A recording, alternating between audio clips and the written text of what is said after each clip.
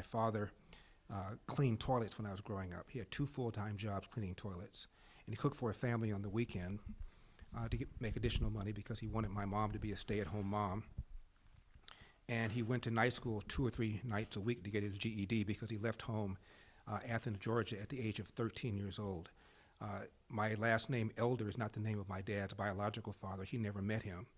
Elder was a man who was in my dad's life the longest. He was irresponsible. He was physically abusive to my dad and to my dad's mom.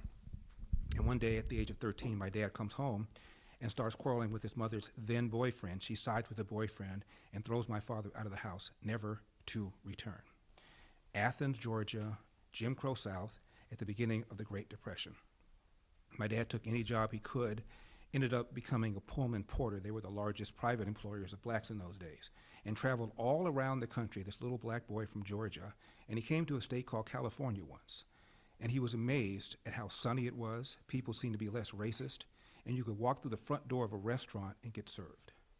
My dad made a mental note, maybe someday I'll relocate to California. Pearl Harbor, my dad joined the Marines. I once asked him why.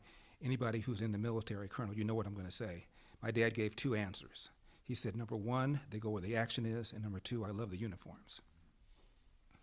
My dad gets out, and he was in charge of cooking for the colored soldiers because, as you know, the military was segregated in those days.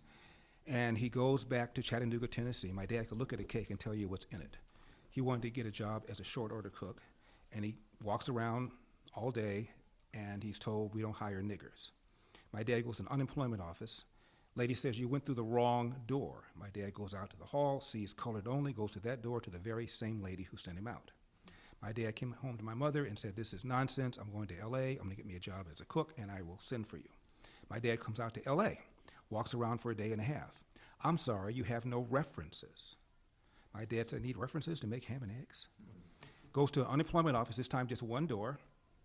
Lady says, I have nothing. My dad says, what time do you open? She says, 9. What time do you close? He says, 5.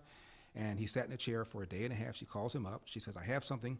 I'm not sure whether you're going to want it. My dad said, of course I'm going to want it. I'm going to start a family. What is it? She says, a job with Nabisco brand bread cleaning toilets. My dad did that for 10 years,